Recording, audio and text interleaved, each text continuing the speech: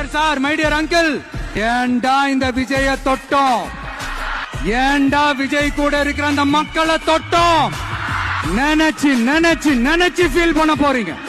இந்த விஜய் சும்மா எதையும் சொல்ல மாட்டான், ஒன்னு சொன்னாத செய்யாம விட மாட்டான்.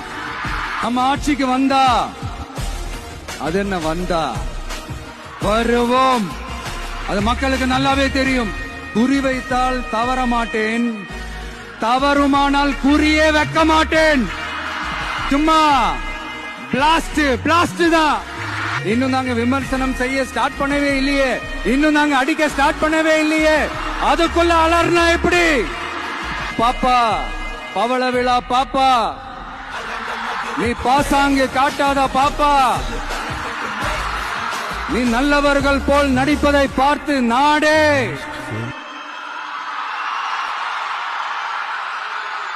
இவங்க கொள்கையே கொள்ளைதானே. எப்படி? இவங்க கொள்கையே கொள்ளைதானே.